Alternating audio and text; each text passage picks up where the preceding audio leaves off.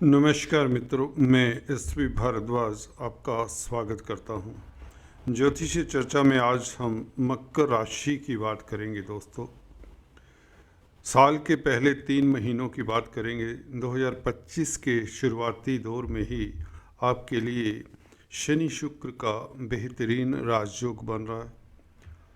कल शुक्र कुंभ राशि में प्रवेश करने जा रहे हैं। शुक्र का दोस्तों कुंभ राशि में प्रवेश करना आपके लिए कितना सुखद रहता है, इसकी चर्चा करेंगे।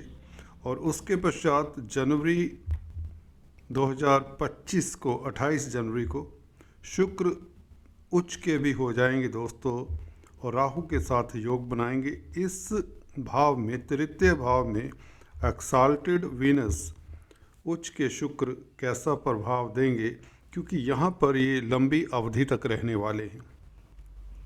अक्सर शुक्र एक महीने में राशि परिवर्तन कर लेते हैं दोस्तों, परंतु आपको जानकर हैरानी होगी कि ये शुक्र 1 नहीं, 2 नहीं, 3 नहीं, पूरे 4 महीने उच्च के रहेंगे। तो साफ है, शनि की 7.5 तो ख़त्म हो चुकी समझिए। नाम की 7.5 है। 29 मार्च 2025 तक ये शुक्र की स्थिति ये कहती है कि 7.5 तो कल से ख़त्म होती है। हालांकि टाइटल मेरे को यही देना चाहिए था कि 7.5 28 दिसंबर से पूर्णतः ख़त्म होती है, कंप्लीटली ख़त्म होती है, क्योंकि शुक्र ने योग भी तो शनि के साथ बनाया है और ये कल से योग बन जाता है, क्योंकि शुक्र आपके लिए योग कारक है, आपकी राशि आपके लगन के लिए। दोस्तों, आपको बता दूं, ये राशिफल चंद्र राशि के ऊपर आधारित होता है। अगर आपको अपना लगन मालूम है तो आप इसे लगन से भी देख सकते हैं। तो शुक्र आपके पंचम भाव के और कर्म भाव के मालिक हैं, इसलिए योग कारक कहलाते हैं। जो ग्रह केंद्र और त्रिकोण का मालिक होता है वह स्ट्रोंग हो जाता है, इसलिए उसे योग कारक प्लेनेट कहते हैं। यहाँ पर शुक्र पंचमेश और कर्मेश हैं, दशमेश हैं। शनि के साथ द्वितीय भाव में, धन भाव में, कुटुंब के भाव में गोचर करेंगे एक महीना, कल से लेकर 28 जनवरी तक। तो कैसा फल दे सकते हैं, इसके ऊपर चर्चा करते हैं। और अगले 2 महीने, हम 3 महीनों की बात करेंगे जब तक शनि यहाँ से शिफ्ट नहीं होते। 29 मार्च तक राहु और शुक्र या शनि का प्रभाव कैसा रहेगा। चर्चा को आगे बढ़ाने से पहले आपसे निवेदन करना चाहूँगा, please subscribe, like and share. Bell icon के बटन को भी दोस्तों दबाएं ताकि हमारे लेटेस्ट अपडेट्स आपको मिलते रहें। शनि दोस्तों क्या हैं? पहले भाव के मालिक हैं और धन भाव के मालिक हैं। पहला भाव होता है आपकी पर्सनैलिटी का, आपकी अभिव्यक्ति का, विचारों का, आपके संस्कारों का, आपका रूप लावण्य कैसा, आपकी हाइट कैसी, आपके फीचर्स कैसे हैं, आपका कलर कैसा है, आदि इत्यादि। अगर इसके ऊपर शुभ प्रभाव हो तो व्यक्ति, जैसे कि गुरु का प्रभाव हो, बुध शुक्र का प्रभाव हो, तो व्यक्ति रूपवान होता है, गुणों से भरपूर होता है, दूसरों के काम आने वाला होता है। अशुभ ग्रहों का प्रभाव हो तो व्यक्ति उसी तरह का हो जाता है। अशुभता रहती है उसके मानस पटल पे, धोखे देने की क्षमता, चीटिंग की भावनाएं, नेगेटिविटी की भावनाएं, जेलसी की भावनाएं, तो नेगेटिव विचार कहें तो उसकी पर्सनैलिटी में रहते हैं।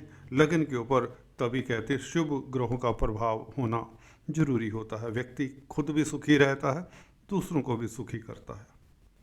तो द्वितीय भाव में, धन भाव में शनि का बैठना आपका साथ कुटुंबी जनों के साथ रहेगा, या यूँ कहीं जिनकी जन्म कुंडली में द्वितीय भाव में शनि होते हैं, कुंभ राशि के शनि, अपनी राशि के शनि, वो कुटुंब के लिए ही सारी ज़िंदगी जीते हैं या धन उपार्जन के लिए ही तय ज़िंदगी जीते हैं, या यूँ कहीं उनका फोकस धन इकट्ठा करना ही होता है और फैमिली को खुश करना होता है, फैमिली के लिए ही जीते हैं। कहीं तो तीसरी बात नहीं होती उनकी ज़िंदगी में कुछ भी, अपने लिए नहीं जीते ये लोग जिनका लग्नेश धन भाव में, कुटुंब के भाव में होता है।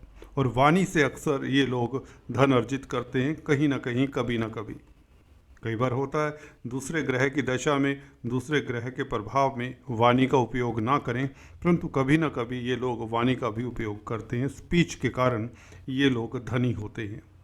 तो अगर आपकी कुंडली में द्वितीय भाव में शनि है तो अभी से सोच लीजिए और शुरुआत कर दीजिए कि स्पीच आपको धनाढ्य बना देगी, क्योंकि धन भाव में स्पीच का मालिक है और 11वें भाव को भी शनि देखता है। तो एनीवेज ये जनरल बातें थी मकर लगन राशि के लिए। शनि शुक्र क्या देंगे आपको, देखिए कर्म भाव का मालिक है, तो आपके व्यापार में, नौकरी में तरक्की के योग, अगर आप बिजनेस करते हैं तो उसमें एक्सपेंशन की संभावनाएं ही नहीं बल्कि आप एक्सपेंड कर लेंगे।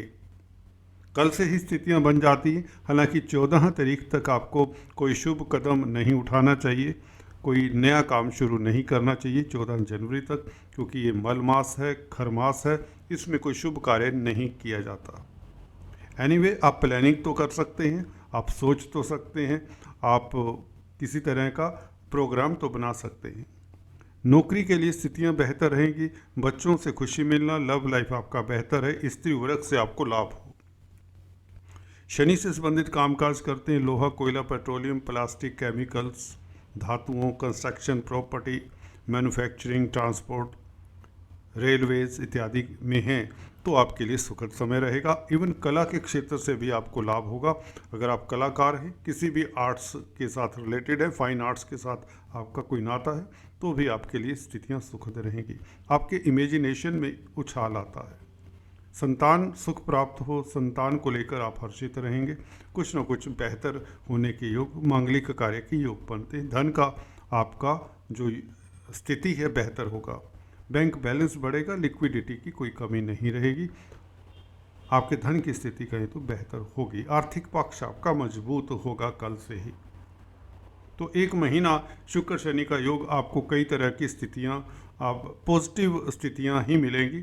समाज में प्रतिष्ठा बढ़ेगी, चल अचल प्रॉपर्टी बनने के योग, आपके एसेट्स बढ़ेंगे, प्रतिष्ठा बढ़ेगी, समाज में रुतबा बढ़ेगा, ये सभी कुछ दे सकता है आपको। और स्त्री वर्ग से खास लाभ, दाम्पत्य जीवन आपका सुखद रहेगा। तो ऑल इन ऑल बहुत उत्तम योग है। राहु के साथ शुक्र की अगर बात करें, फरवरी मार्च 2 महीने जब तक शनि मीन राशि में नहीं आ जाते, तो ये 2 महीने दोस्तों यहाँ पर 6 ग्रहों का राजयोग भी बनेगा 29 तारीख को। उसकी चर्चा अगले वीडियो में करेंगे कि मीन राशि में 6 ग्रह, दूसरे ग्रह भी यहाँ पर इसके साथ आ जाएंगे। इन ग्रहों के साथ राहु, शुक्र, शनि तो इकट्ठे होंगे। यहाँ पर दोस्तों बुध और शुक्र के साथ सूर्य बुध भी आ जाएंगे, तो इसकी चर्चा मून भी होंगे। तो ये 6 ग्रह बन जाएंगे, शनि, मून, राहु, शुक्र, सूर्य, बुध। तो ये 6 ग्रह किस तरह का प्रभाव डालते हैं नेक्स्ट वीडियो में हम बात करेंगे। तो फिलहाल लंबे अवधि तक तो राहु और शुक्र ही रहेंगे तृतीय भाव में। तो यात्राओं के योग बनते हैं। तृतीय भाव छोटी बड़ी यात्राओं का भी होता है। कला के जगत में अगर आप कामकाज कर रहे हैं तो आपका नाम होगा, ख्याति मिलेगी। कैरियर को लेकर आपको कोई बड़ी उपलब्धि हासिल हो सकती है, आपको अवार्ड रिवार्ड मिल सकते हैं, समाज में आपका कद बढ़ेगा, ये बात निश्चित है। अगर आपका मकर लगन राशि है या राशि मकर है तो आपके लिए शुक्र ऐसी स्थिति में कभी भी नहीं होगा, क्योंकि इतनी लंबी अवधि में शुक्र का यहाँ बैठना, अगर आपका कार्य क्षेत्र ही फाइन आर्ट्स से रिलेटेड है तो ये सोने पे सुहागा। कोई भी इवन कामकाज करते हों तो आपके लिए बहुत उत्तम समय रहेगा। राहु कैटलिस्ट का कार्य करेंगे, याद रखिए, क्योंकि शुक्र के मित्र भी हैं राहु, और राहु शुक्र की राशि में, वृषभ राशि में उच्च के भी होते हैं। कुछ ज्योतिषाचार्य राहु को मिथुन राशि में भी उच्च का मानते हैं। दोनों ही राशियों में, वृषभ में और मिथुन में, राहु अच्छा ही फल देते हैं। तो यहाँ पर शुक्र के साथ शुक्र का फल देंगे। राहु का अपना तो कुछ होता नहीं दोस्तों, छाया ग्रह हैं, तो यहाँ पर शुक्र के साथ आपको लाभान्वित करेंगे, शुक्र की एनर्जी को बढ़ाएंगे, या यूँ कहें कर्म भाव का मालिक जब तृतीय भाव में हो तो आप कर्मठ होंगे, आप साहसी होंगे, आप में लीडरशिप क्वालिटीज़ भी प्रबल होंगी। कामकाज को लेकर आप प्रसन्न रहेंगे, नौकरी मिलने के योग बनते हैं अगर आप बेरोजगार हैं इस अवधि में। फरवरी मार्च, बल्कि कल से ही ये 3 महीने की बात करें तो रोज़गार के लिए आपके लिए 12 की 12 राशियों में से सबसे बेस्ट अगर राशि बनती है तो वो मकर राशि बनती है। रोज़गार के लिए बेस्ट समय रहेगा आपके लिए। बच्चों के लिए समय अच्छा रहेगा। स्पेकुलेशन से आपको बहुत ज़्यादा लाभ होने वाला है, क्योंकि पंचम स्थान स्पेकुलेशन का भी है। राजनीति में भी आपका डंका बजेगा अगर आप राजनीति के क्षेत्र में हैं। कला के क्षेत्र में हैं तो भी आपकी स्थिति बेहतर रहेगी। छात्र हैं तो कॉम्पिटिटिव एग्ज़ाम्स में 100% आप उत्तीर्ण होते हैं, तो नौकरी मिलने के योग कॉम्पिटिटिव एग्ज़ाम्स पास करने के पश्चात ये चांसेस भी बढ़ जाते हैं आपके। तो इससे बेहतर समय इस साल में नहीं आने वाला। ये अभूतपूर्व सफलता देगा, बल्कि 5 महीने जब तक 30 मई तक शुक्र यहाँ पर रहेंगे राहु के साथ, आपका कार्य क्षेत्र अच्छा रहेगा। कोई बड़े प्रोजेक्ट्स आपको मिलेंगे। अगर आप आर्ट आर्किटेक्चर के साथ रिलेशन रखते हैं, फिल्म लाइन के साथ, ग्लैमर के साथ, कॉस्मेटिक्स, रेडीमेड गारमेंट्स के साथ, टेक्सटाइल इंडस्ट्री के साथ, तो आपके लिए लाभ की स्थितियाँ बनेगी। आज इतना ही, फिर से मिलेंगे, तब तक के लिए stay tuned. Thanks for watching this video. God bless.